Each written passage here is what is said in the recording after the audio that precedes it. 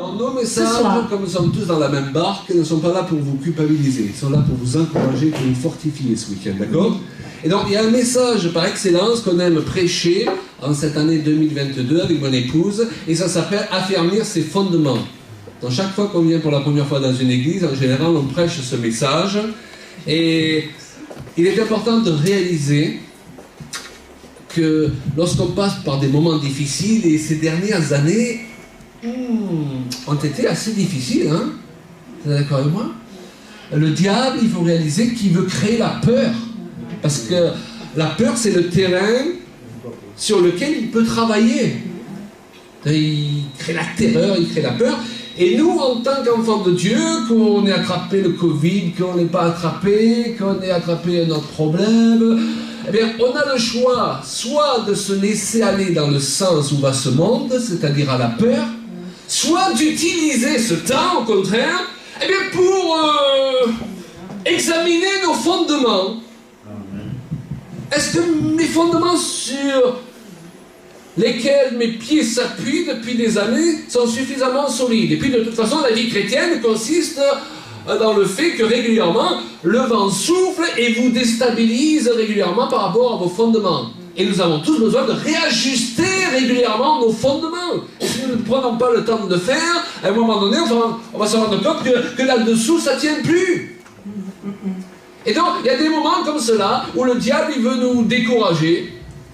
Et nous, au contraire, on va utiliser ces temps pour affermir nos fondements. Ne perdez pas vos temps d'épreuve. Ne perdez pas ce temps actuel. Ne vous laissez pas aller à la peur.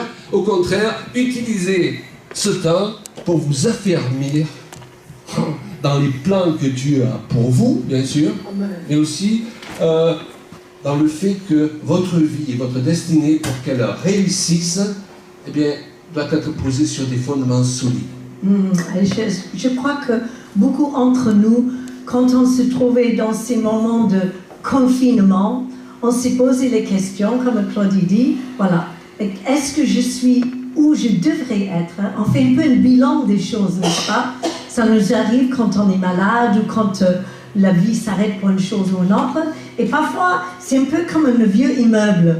Alors, je sais que Paul Barbarino, il connaît quelque chose en rénovation, mais parfois, on peut constater qu'il y a quelques fissures dans les murs, quelques choses qui ne sont pas très stables, mais tant que ça tient, on continue de vivre, on continue d'y aller comme... voilà, c'est comme une voiture, eh bien, il est vieil, mais on continue de rouler jusqu'au jour qu'il se casse. Et nous, on en a eu plusieurs qui sont cassés même sur l'autoroute, parce qu'on ne voulait pas les lâcher. Mais quand on a cette possibilité de s'arrêter, eh bien, on peut se dire, mais c'est peut-être le moment que je fortifie, que je change, peut-être faire de neuf, pour que quand les choses recommencent, eh bien, je vais être mieux qu'avant. Plus solide. Comme une vigne. Aujourd'hui, on a pique-niqué, hein, midi tous les deux, au bord de vignes. Et c'est vrai que les vignes, pour qu'ils portent du fruit, vous savez encore mieux que moi, il faut les émonder régulièrement. Et ce n'est pas pour leur mal, c'est pour leur bien. Et parfois, on pousse, mais on est un petit peu tordu, mais tant que ça tient, eh bien, le Seigneur dit, bon, je crois qu'on va arrêter là un petit moment, et on va tailler même du près pour que vous allez pouvoir repousser dans l'axe de la volonté de Dieu. Est-ce que ça vous intéresse? Je sais que le Seigneur, il a permis que nous, on passe par ça. Oh, oui. Je sais que nous avons passé par certaines épreuves, c'est depuis la dernière fois qu'on s'est vus. Mais je crois que c'était vraiment un moment où on a posé les choses sur l'autel de Dieu. Et on lui a demandé, Seigneur, faire le tri. Et après, quelles sont les choses, Seigneur, que tu veux que j'arrête? Que ça fait longtemps que je sais que je devrais arrêter. Quelles sont les choses que je dois changer ou manier? Pas de les lâcher, mais de les renouveler. Ou peut-être de les faire autrement, Ou peut-être ouvrir et travailler avec d'autres. Peut-être je devrais commencer, parce que je commence à avancer en âge, peut-être c'est le moment que je devrais commencer à la transmission. De peut-être partager mon savoir-faire ou notre expérience avec des personnes plus jeunes que nous, en vue de plus tard. Parce que si on attend et on fait comme un peu borné, on est sur l'autoroute, on ne s'arrête pas, on ne prend pas d'autres personnes avec nous, et bien on peut partir et on n'a pas eu le temps de partager toutes les belles choses. Et il y a aussi d'autres choses, c'est que peut-être c'est le moment que j'ouvre mon cœur après tout ce que j'ai vécu et je vais vers de neuf. Que je demande au Seigneur, Seigneur, s'il y a quelque chose que je n'ai jamais fait, ou des personnes que je dois travailler avec, mais ouvrir mon cœur pour que je sois inclusif et que je ne sois pas exclusif. Qu'avec le temps, j'ai élargi l'espace de ma tente et que je ne réduis pas mon horizon comme avec des œillères où je vois que ce qui m'intéresse. Mais non, je commence à vieillir un peu, alors j'aime bien les choses comme moi, j'essaie de le faire, ça c'est mon truc à moi, etc. Et malheureusement, il y a beaucoup de chrétiens qui sont un peu comme ça.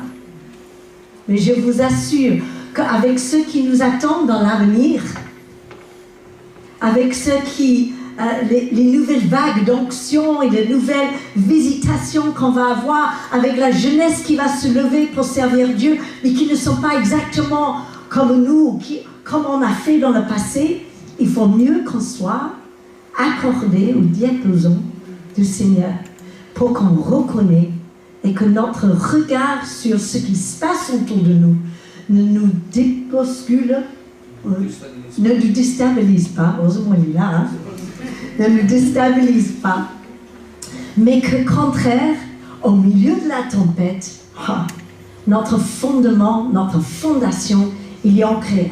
Allez, ok, c'est bon. Que le vent souffle, c'est pas grave. On est ancré, enraciné dans l'amour de Christ. Alléluia. Et on va s'élargir ensemble. On va réfléchir sur un peu ces choses ce soir. Et donc pour affermir ces fondements, il faut réaliser une chose. Dans les vérités, les principes que nous révèle la parole de Dieu, il y a des fondements prioritaires et des fondements secondaires. Mais attention, par secondaire, je ne veux pas dire qu'ils ne sont pas importants. Et dans une maison, les murs, c'est important. J'espère que vous avez des murs dans votre appart ou votre maison. Hein. Le toit, c'est important, vous avez un toit. Surtout avec les crayons qu'il y a eu dernièrement, il vaut mieux. Hein. Vous voyez ce que je veux dire? Ils sont secondaires parce qu'ils n'arrivent pas en priorité. Mais ils sont importants quand même. Parler en langue, c'est important, la louange, c'est important, chasser les démons, c'est important. Mais il y a certaines personnes qui ont fait de ces vérités la priorité. Et leur vie et leur fondement, c'est devenu ces vérités qui sont secondaires, qui doivent se greffer sur d'autres vérités. Vous me suivez? Et dans la parole de Dieu, il y a ce verset formidable, dans 1 Corinthiens 13, verset 3, qui nous parle de 3 fondements incontournables qui doivent arriver en priorité. On y va. On y va? On y va. Or maintenant, ces 3 choses demeurent. La foi, l'espérance et l'amour. Bon, on va le refaire. Alors. Maintenant, ces 3 choses demeurent. La foi, l'espérance et l'amour. Bravo. Voilà. Encore une fois. Non, ça suffit. Ça suffit. Et parmi ces 3, il y en a une qui est plus importante que les 2 autres. L'amour. Okay? Bravo. Et la plus grande de ces choses, c'est l'amour. Donc vous voyez, même parmi ces 3 très importants principes, pour que ça fonctionne bien, il faut respecter l'ordre des choses. Pourquoi? Parce que la foi, bien sûr c'est important la foi. La Bible dit sans la foi, il est impossible d'être agréable à Dieu. Vous avez envie d'être agréable à Dieu? Moi aussi. Donc je veux comprendre ce qu'est la foi. D'ailleurs, souvent pour comprendre ce qu'est une chose, il faut comprendre ce que c'est pas aussi. Parce que dernièrement, parfois, on a eu des enseignements sur la foi qui nous ont ôté la joie de chercher à comprendre ce qu'est la foi. Parce qu'on a donné l'impression aux gens, parfois, que la foi, c'est juste « j'ai une belle voiture, j'ai la foi, je suis en bonne santé, j'ai la foi, et je me permets de juger ceux qui ont une mauvaise voiture et ceux qui sont malades. » Vous voyez? Donc, cette vérité, comme elle est devenue une priorité, elle devient pervertie. Parce que la foi est agissante, nous dit l'Écriture, par l'amour. Donc, si ce qui motive ma foi n'est pas l'amour, même ma foi, aussi importante soit-elle, va être pervertie. Et c'est pourquoi beaucoup de chrétiens, ils prêchent de merveilleux messages, mais comme c'est déséquilibré, au lieu de nous bénir, ça se retourne contre nous. Enfin, peut-être pas dans votre région à vous, mais dans la nôtre, oui. L'espérance, c'est important, l'espérance. D'ailleurs, je dirais que beaucoup de choses démarrent par l'espérance. Il faut bien que j'espère que les choses vont s'arranger. Je ne peux pas vivre avec le réveil d'hier, je ne peux pas vivre avec hier. Je dois croire que de bonnes choses viennent au-devant de nous, même dans ces temps, et malgré ce qui se passe autour de nous. Tout à fait. N'est-ce pas, on le dit, dans ce monde, l'espoir fait vivre, et c'est biblique.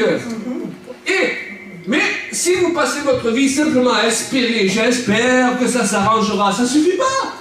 Parce que la foi, c'est lorsque votre espérance se transforme en ferme assurance. Donc vous ne pouvez pas commencer par la foi, vous devez commencer par l'espérance pour avoir de la foi. Mais si vous restez au stade de l'espérance, vous ne rentrerez jamais dans la foi. Est-ce que vous me comprenez? Oui. Il y a beaucoup de personnes qui ont l'espérance. Dans ce monde, heureusement, chaque être humain, il a en lui cette part qui est de Dieu et qui est l'espoir de vivre. Comme même ceux qui sont en prison pendant très très longtemps, que ça soit juste ou pas juste, mais il y a l'espoir qu'il y a une vie après, qui peut sortir, qui peut changer de vie, et que même ceux qui sont le plus abusés, ils espèrent que les jours seront meilleurs. Mais cette espérance, elle est comme c'est comme du potentiel. Oui. Hein? Le potentiel. C'est bien d'avoir du potentiel. On m'a dit quand j'étais jeune, elle est gentille. Ouais, elle a du potentiel. Oh, j'étais contente. On verra bien sûr plus tard ce que ça va donner. Mais après 20 ans, 30 ans, 50 ans, 60 ans, les gens ils disent de nous, elle a du potentiel. Il y a un problème. Ça veut dire qu'on n'a pas... C'est comme des grains, c'est comme une semence, le potentiel. Ou l'espérance. Elle n'est pas faite pour rester telle qu'elle, mais elle devrait devenir la foi. L'espérance devient la foi. Et le potentiel, elle va devenir des œuvres pour la gloire de Dieu. Et que si on espère, mais simplement on ne fait pas la foi, on ne prend pas la foi de faire le pas, foi, on ne saura jamais si cette espérance était vraie ou pas. On va dire, oh, mais c'est juste quelque chose, j'ai rêvé, c'est moi. Mais Dieu, il a placé en nous l'espérance, comme il a placé en nous du potentiel.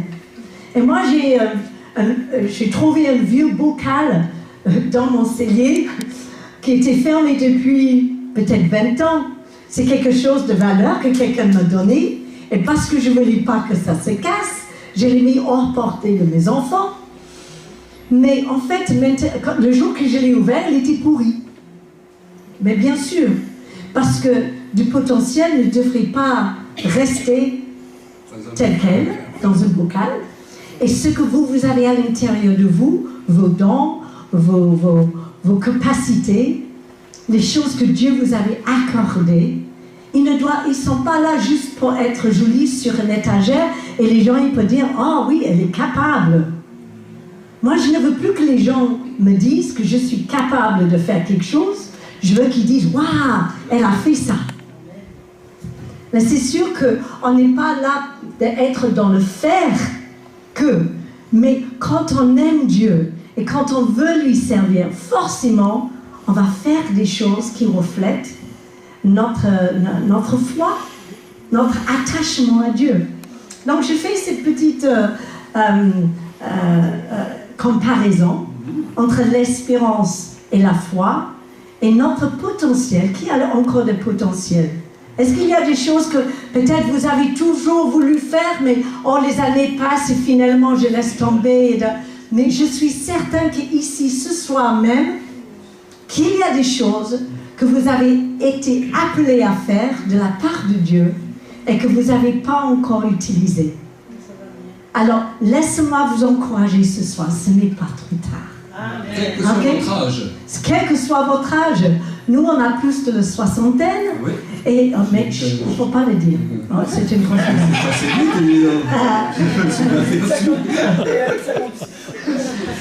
Mais je sais qu'il y a des choses aujourd'hui, et après les épreuves qu'on a vécues ces dernières années, je me suis dit, je ne vais pas partir sans avoir touché ces choses-là.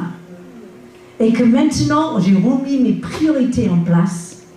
D'accord? Et dans ces priorités, ce sont des choses que je sais depuis toujours. Dieu il a placées en moi.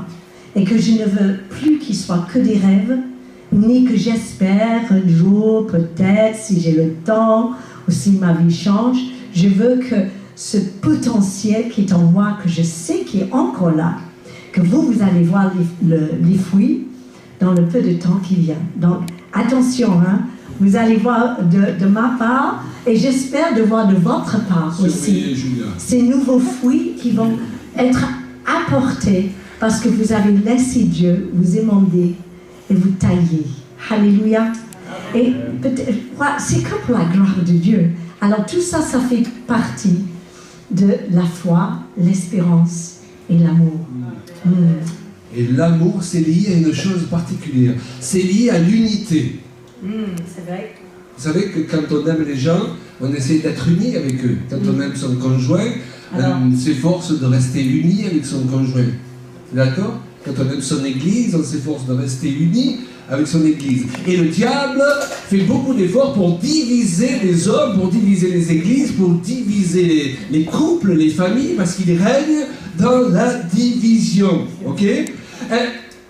Mais souvent, nous avons mal compris comment fonctionne bibliquement l'unité. Vous savez, dans ce monde, si vous n'êtes pas d'accord avec quelqu'un, il se sent obligé d'être en conflit avec vous. Ma femme n'est pas d'accord avec moi. Et dans mon insécurité, je me sens menacé. Mais c'est son droit de ne pas être toujours d'accord avec moi. Exact. C'est ça, dans un couple. C'est bien, ça m'arrange. Nous, on a une entente avec mon épouse, c'est qu'on est d'accord de ne pas être d'accord. Eh oui. Vous savez, après 40 ans de mariage, ma femme, 44 ans, ma femme n'a toujours pas compris que j'ai toujours raison. Tu n'étais pas supposé lui dire ça. Mais quand il dit ça, ben moi je dis rien. Et j'attends. Continue. Ce que je veux expliquer, c'est que bibliquement, l'unité n'est pas bâtie sur le fait d'être d'accord sur tout. Au contraire, ce qui donne de la valeur à l'unité, c'est de continuer à s'aimer malgré qu'on n'est pas d'accord sur tout. Or, vous le voyez chez les chrétiens, parfois même entre pasteurs, les gens s'entretuent, vous voyez sur les réseaux sociaux. Et vous avez vu dans ce monde d'aujourd'hui, on ne peut plus rien dire. C'est très à la mode. Si tu n'es pas d'accord avec quelqu'un de confession musulmane, tu es raciste. Tu n'es pas d'accord avec quelqu'un de confession juive, tu es antisémite. Tu n'es pas pour le mariage pour tous, tu es homophobe. Il faut des mots là, vous savez, des mots qui agressent. Tuer. Mais non, juste, je ne suis pas d'accord. Je ne suis pas contre les personnes. Hello. Mais c'est très à la mode aujourd'hui d'être offensable. Même les enfants, dans les petites sections à l'école, genre, « Oh maîtresse, on m'en parle pas comme ça hein. !» Mais qu'est-ce que c'est ça? C'est parce qu'on apprend depuis le début qu'on laisse personne, ta personne, c'est voilà, qu'est-ce que, voilà, il m'a parlé mal, alors je suis fâchée avec lui. Qu'ils ne sont pas ici parmi nous. Comme des enfants. Souvent, les chrétiens se comportent comme des enfants. On a dit ça sur moi. Et t'as jamais rien dit sur les autres, toi? Et vous avez vu dernièrement, bien sûr, nous venons de passer 2 années de façon pareille intéressante. Alors, vous avez ceux qui sont pour les masques, vous avez ceux qui sont contre les masques, vous avez ceux qui sont pour les vaccins, vous avez ceux qui sont contre les vaccins, et ils s'entretuent. Mais vous voyez les chrétiens s'entretuer pour les mêmes raisons. Alors, tu votes pour un tel, toi tu votes pour un tel, ah, tu es du diable. Ma femme était aux États-Unis à l'époque des élections avec Trump et les démocrates. C'était violent. Mais elle était étonnée, elle n'osait plus rien dire. Et nous parlons de famille chrétienne. Oui, Certains pasteurs prêchaient du haut de l'estrade que si vous votez Trump, vous êtes du diable. Pendant ce temps, d'autres pasteurs prêchaient que si vous votiez démocrate, vous êtes du diable. Vous imaginez le témoignage que ça donne aux gens, ça, des chrétiens? Alors, je ne suis pas en train de vous dire que vous ne devez pas avoir d'opinion. Oui, vous avez le droit de voter. D'ailleurs, je ne vais pas vous dire pour qui je vote. Ça ne vous regarde pas. Okay, vous avez le droit. Vous avez même le droit de vous tromper. Vous avez le droit d'être pro ceci ou anti cela. Et moi, je vous encourage à avoir des opinions et à savoir pourquoi vous croyez une chose. On est d'accord? Mais ce n'est pas une raison pour mépriser ceux qui ne pensent pas ou ne croient pas comme vous. Parce que dans ce cas, vous oubliez vos fondements. Et voter devient votre fondement. Le vaccin devient votre fondement. Le masque devient votre fondement, derrière lequel le fondement de l'amour, il disparaît. Et mon message, moi, c'est pas voter pour un tel, c'est pas être pro ou anti. Mon message, c'est Jésus-Christ crucifié et Jésus-Christ ressuscité.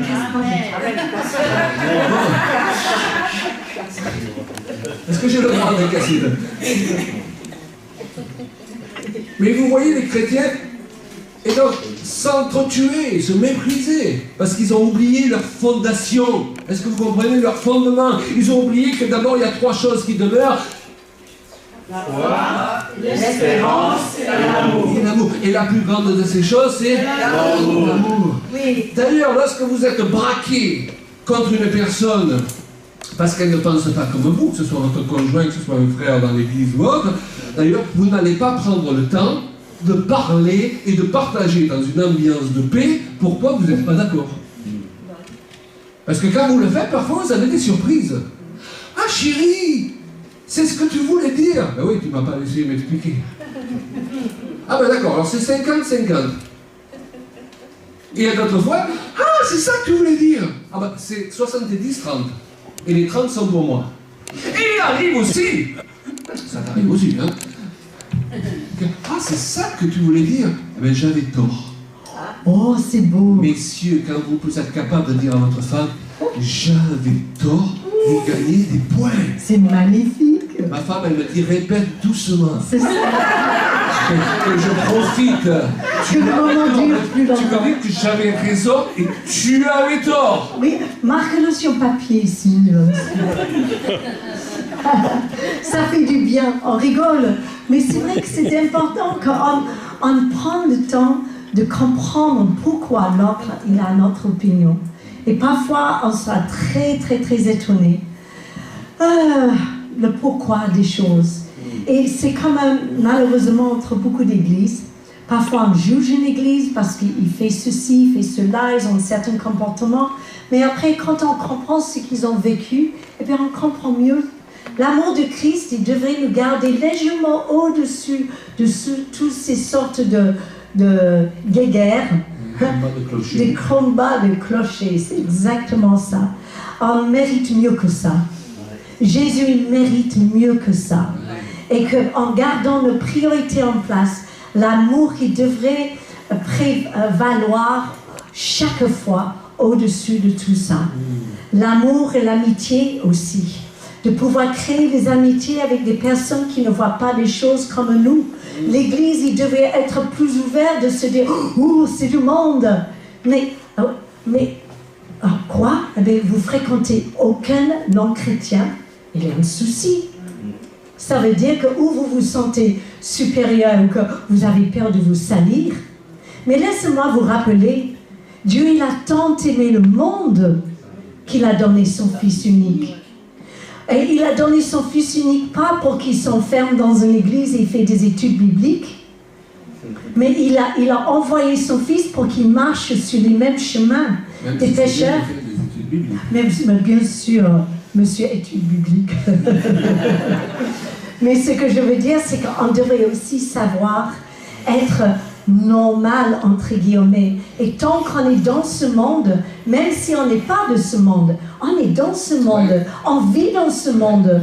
Alors il faut qu'on partage dans ce monde. Et comment Dieu il va pouvoir se révéler à ceux qui n'entrera jamais dans une église si on ne fait pas partie de ce monde, dans notre travail, à travers nos activités, et de tendre la main, d'avoir des amis non chrétiens.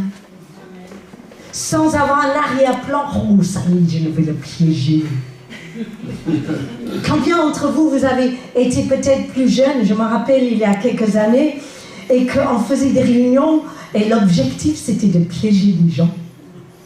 Ah, ça y est, ils ne peuvent plus repartir. On va leur assaillir avec... Et ensuite, certains, ils ne comprenaient pas. L'amour, il a une telle puissance. L'amitié, est-ce que Jésus n'était pas ami avec des pécheurs, avec ceux qui collectaient des impôts? C'est pas pour ça qu'ils se mettaient à pécher. Hein. C'est ça. Et c'est important, c'est juste un petit rappel que ces priorités de laquelle on parle, ces fondements, c'est d'être des gens vrais, pas des super spirituels qui ferment la porte.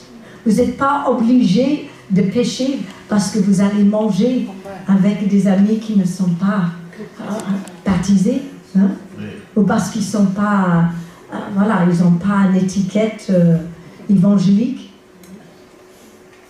Alléluia. Bon, ça c'est tout un autre enseignement, mais une petite exhortation dans ce sens. Restez vrais, restez connectés, parce que si vous avez des amis avec plein de monde, de vos voisins, des gens sur le palier qui soient habillés comme vous voulez, ça, peu importe, on s'en fout, on ne va pas être salis, contraire. On risque de pouvoir les influencer. Exactement. Va les éclairer en étant des gens brillants. Pas intellectuellement, mais parce que vous avez un cœur énorme et que votre générosité déborde régulièrement. Et que vous soyez connus de tous comme des hommes et des femmes de paix. Et le jour qu'ils auront besoin de vous, ils connaissent votre adresse. On n'est pas là pour piéger les gens, on est là pour les aimer, c'est très différent. Jésus n'a pas piégé les gens, mais il était sûr de qui il était. Si vous êtes sûr de qui vous êtes en Christ, de ce que vous croyez, eh bien, vous allez pouvoir avoir des bonnes réponses au bon moment quand les gens vous posent des questions. Mais quand vous donnez les réponses, ce n'est pas pour les accuser ou de les traiter de pécheurs, mais de se dire c'est ce que je crois. Et vous partagez votre foi. Et ensuite, hop, eh bien, le royaume de Dieu s'avance toute seule. Alléluia. Merci Seigneur. Quel privilège de connaître Christ. Quel privilège que le Saint-Esprit habite à l'intérieur de nous. Quel privilège qu'on peut marcher sur les chemins de la vie et être un représentant de Christ ressuscité. Il habite en moi. Alors je peux y aller aimer. Alléluia. Tout ce que je croise sur mon chemin.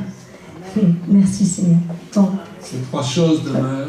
La foi, l'espérance et l'amour. Donne-les de la foi. Et la plus grande de ces choses, c'est l'amour. On a cité plusieurs choses, vous savez, qui divisent les hommes.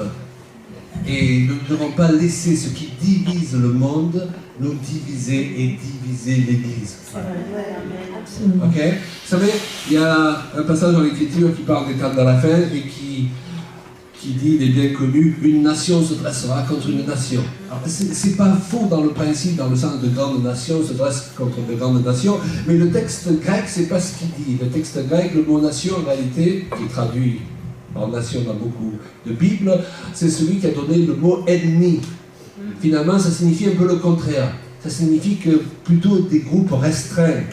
C'est-à-dire que plus le monde va, plus des gens qui sont réunis par une même idéologie, eh bien le diable il va faire en sorte qu'ils soient opposés les uns aux autres, qu'ils soient contre les uns et les autres.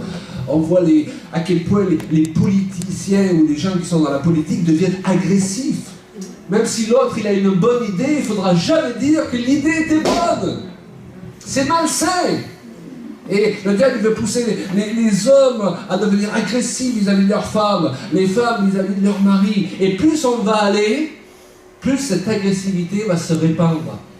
Et si on laisse la porte de l'église ouverte, elle se répand. Vous savez, à l'époque des Corinthiens, ils avaient un problème d'impudicité. Mais pourquoi? Parce qu'ils vivaient dans une ville où régnait l'impudicité. Non, il y avait la porte qui avait dû rester ouverte pour que les esprits qui étaient dans la ville, ils rentrent dans l'église. Et si on n'apprend pas à fermer les portes de notre église, et ce n'est pas une question de fermer la porte physique, mais d'avoir une autre mentalité que la mentalité qui est dans le monde, eh bien, et c'est ce qui se passe souvent pour les chrétiens, nous aurons les mêmes problèmes et les mêmes divisions qui existent dans le monde, parce que c'est les mêmes esprits, tout chrétiens que nous sommes, qui nous inspirent. Vous allez me dire, est-ce qu'on peut être chrétien et être mal inspiré? Mais l'apôtre Paul, il parle de chrétiens qui annoncent l'évangile avec un esprit de dispute. Vous avez jamais eu affaire des gens qui parlent sans arrêt par versets bibliques, et pourtant il n'y a rien d'édifiant dans tout ça. Ils vous saoulent. Je vois qu'il y en a dans la région. C'est dur. Mais parce que c'est des versets bibliques, on dit, hey, s'il n'y a pas l'esprit qu'il faut derrière... On peut tuer avec des versets bibliques. Combien de gens ont été tués par des versets bibliques mal interprétés? Tu es une femme, tu ne peux pas enseigner. Tu es divorcé, tu ne peux pas te remarier. Ah, hey, ils vous montreront des versets bibliques. Mais la lettre tue. Et l'esprit vivifie. Okay? Si on ne devient pas des hommes et des femmes de l'esprit, la lettre va être une occasion de chute pour nous-mêmes et pour ceux que nous enseignons. Et n'allons pas devenir des libérateurs, mais des oppresseurs. Mais nous avons une vocation, c'est d'être des libérateurs. Amen. Alléluia. Amen. Si je suis marié, c'est pour libérer ma femme. Amen. Ok? Pour qu'elle me libère. Et d'ailleurs, mais pas pour qu'on fasse n'importe quoi chacun de notre côté, pour qu'on soit encore plus unis dans le sentiment d'être libre et non pas servi. Et ça serait notre message qu'on ne va pas aborder ce soir sur la manipulation, ce qu'on appelle parfois des principes bibliques, ce sont parfois des principes de manipulation. Or le Saint-Esprit ne nous manipule pas. On est là pour promouvoir. Il respecte notre identité, il respecte notre liberté, il nous promouvoit. Et il est là pour nous promouvoir et nous sommes là pour promouvoir les uns les autres. Oui. On est pour les gens. Oui. On n'est pas contre les gens. Et les gens, ils sont toujours contre tout. Voilà, parfois on est contre les choses qu'ils font, mais on est pour les gens. Alléluia, comme Christ était pour nous, même avant de le connaître. Montrez aux homosexuels que vous êtes pour eux. Vous n'êtes pas pour l'homosexualité, mais vous êtes pour que Dieu les bénisse. Que Dieu les aime. Amen. Oui, il ne faut pas que l'Église aujourd'hui ferme les yeux du temps dans lequel on vit. Les amis, on va être confrontés à des choses qu'on n'a jamais été confrontés. On a pris des habitudes, mais il faudrait défaire certaines de nos habitudes pour vraiment être dirigés par le Saint-Esprit, pour justement amener cet amour envers tout le monde, envers ce monde qui souffre. Les gens, ils sont inquiets.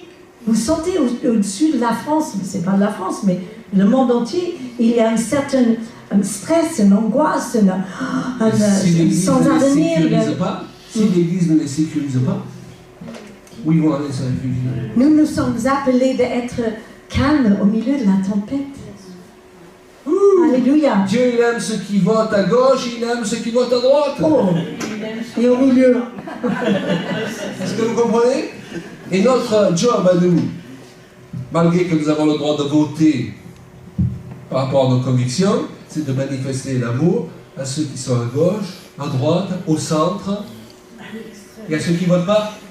Oui, les aider à trouver les équilibres. Parce que nous sommes dans ce monde, n'est-ce pas, pour faire connaître l'amour du Père. Ça veut dire qu'on accepte n'importe quoi, ça veut pas dire qu'on est d'accord avec n'importe quoi, mais ça veut dire que malgré le n'importe quoi, le tohu-bohu, on se met dans les conditions pour que l'Esprit de Dieu puisse descendre. Parce que de toute façon, il n'y a que lui qui peut se retrouver avec toute cette confusion. Vous vous y retrouvez, vous? Aujourd'hui, il n'y a que des experts de tous les côtés. Ils ne sont pas d'accord entre eux, mais ils sont tous experts. Ok? Et parfois, on a affaire dans l'église à la même chose. Ils sont tous experts en hébreu et en grec, simplement, et ils comprennent des choses complètement différentes et opposées. Alors, il y a quelque chose qui ne va pas. Alors, il vaut mieux devenir des hommes et des femmes de l'esprit. Il y a des choses qu'on va comprendre naturellement. Vous savez pourquoi? Et on va terminer par là. Parce que la loi de Dieu sous la nouvelle alliance est inscrite dans nos cœurs. Parfois, on nous a enseigné à cesser de penser intelligemment en tant que chrétien. Je crois qu'une chose que Claude et moi, on a vraiment à cœur, c'est d'essayer d'apporter un équilibre dans la démarche chrétienne, dans la vie de tous les jours. Et je sais qu'avant de connaître Christ, je courais dans tous les extrêmes. Mais à force de fréquenter des gens équilibrés, eh bien, j'ai trouvé mon propre équilibre. Non, je ne parlais pas de toi. On s'est équilibré. Quand on a fréquenté, on n'était pas finis tous les deux. Non, on n'était pas finis. D'ailleurs, on n'est toujours pas finis. Hein. Vous pouvez le lire dans les livres. Mais on y travaille. Non, mais en fait, je crois que si on trouve un équilibre dans notre vie, dans notre façon de vivre, dans notre foi, un équilibre dans nos relations humaines, nos relations dans les églises, nos relations même avec ceux qui ne pensent pas comme nous, eh bien, on va attirer des personnes qui cherchent de s'en sortir. Ils vont venir vers nous parce qu'ils vont nous dire que ces gens-là sont équilibrés. Ils ne sont pas des extrémistes.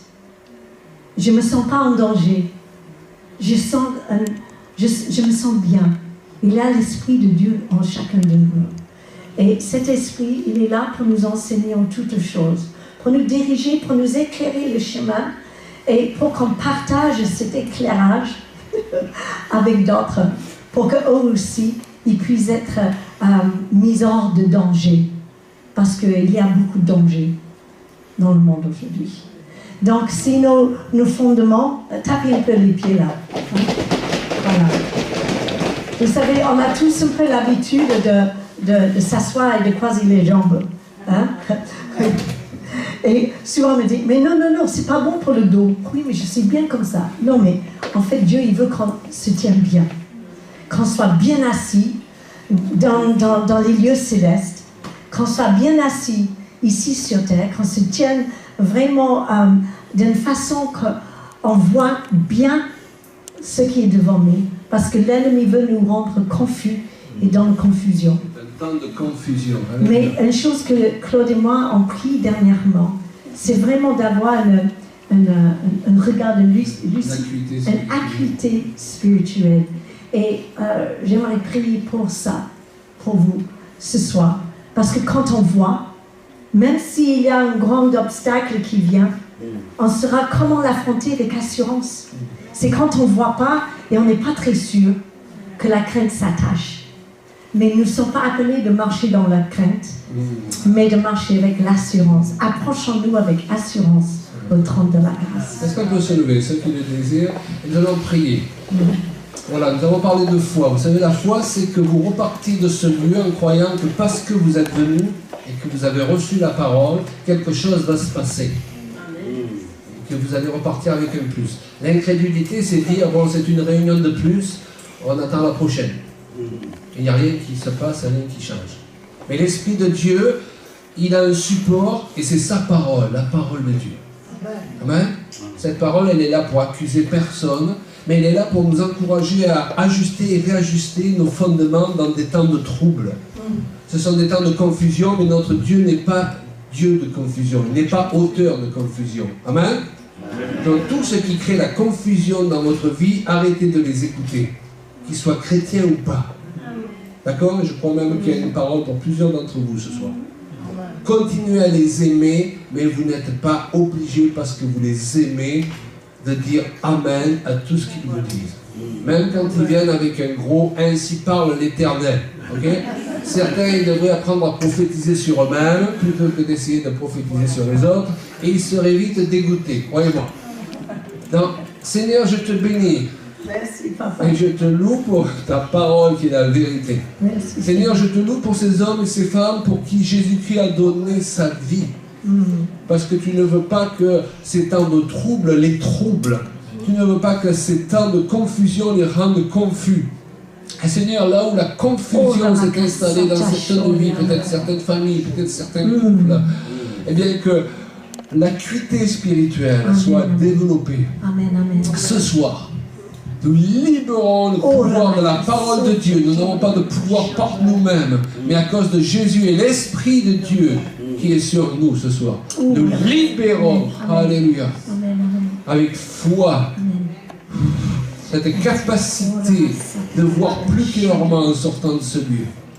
Alléluia, d'avoir un discernement plus fort, plus grand, pour que notre oui soit oui, notre non soit non, et pour que nous ne nous laissions pas, si je peux dire, embarquer par ceux qui parlent les derniers et les plus forts. Parce que c'est ta voix que nous voulons suivre.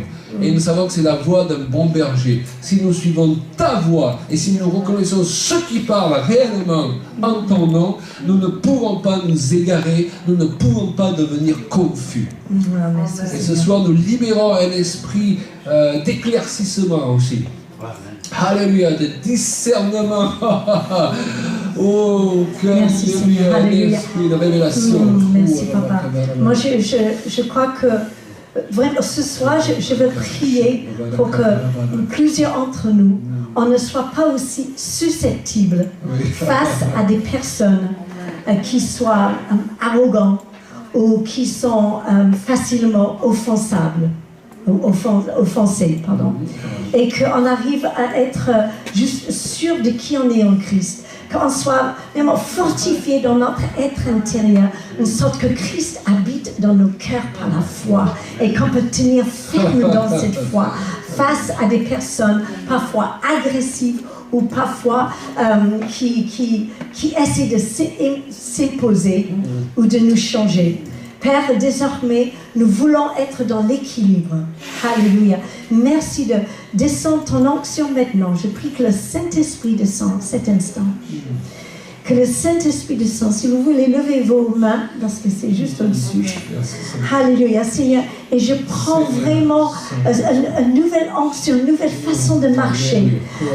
Équilibrée, avec mes pieds bien solidement ancrés sur les racines qui est ton amour.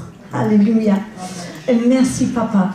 Merci Seigneur maintenant de renouveler les êtres intérieurs de plusieurs et que cette fragilité qui a été sentie depuis un certain temps à cause d'une fatigue, une faiblesse, un découragement, ou peut-être depuis ces confinements, les troubles, tout ce qui se passe, que cette fragilité s'en va maintenant au nom de Jésus et qu'il y a quelque chose de solide, comme si le Seigneur nous remplit avec du ciment, alléluia, et qu'on soit bien, debout sur nos pieds et face à l'avenir, face à notre vie, face à l'adversité. Merci Seigneur. Alléluia. Alléluia. Gloire à ton nom. Merci de faire cela ce soir. Amen. Nous brisons le pouvoir aussi de